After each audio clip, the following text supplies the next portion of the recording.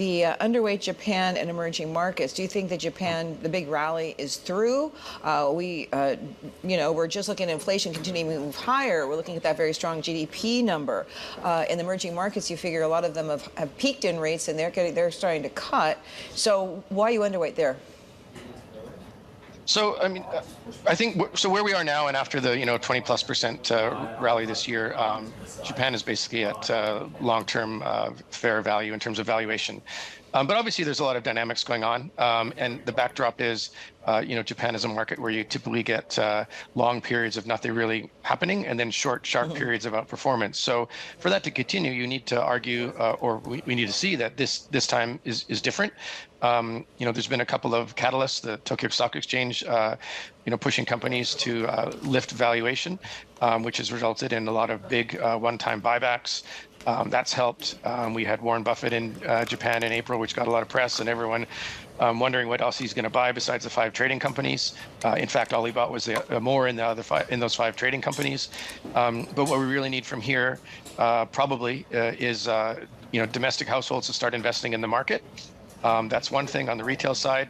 And then also, I think, there is a case to be made that outflows from China, Japan market has probably been a beneficiary of some of that as well. So there's quite a lot going on in Japan against a market that's trading at long-term average valuation now.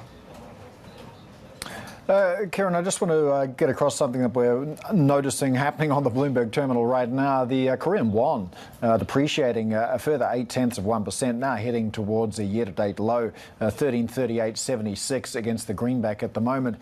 Can you just unpack for us what's going on here? Is this a story of dollar strength, or is it more a case of China casting a very long shadow over the region, or is it a bit of both?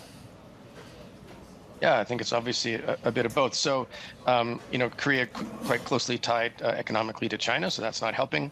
Also, people tend to look at the won and the yen together. So yen strength against both of those is not helping either currency. So I think those are the dynamics at play in Korea. A little bit stuck in the middle between China and Japan.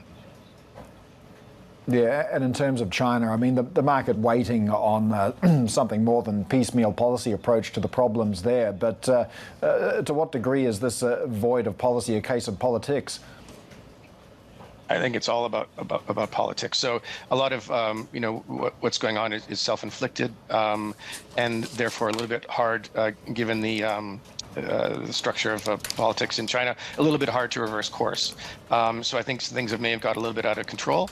The policy is obviously incredibly inward focused, and in China, the market obviously is waiting for a stimulus bazooka, but the government does not seem that's going to be the way. As you said, piecemeal is more the approach at the moment. The investors are obviously becoming much less interested in China, despite the fact that it's extremely cheap.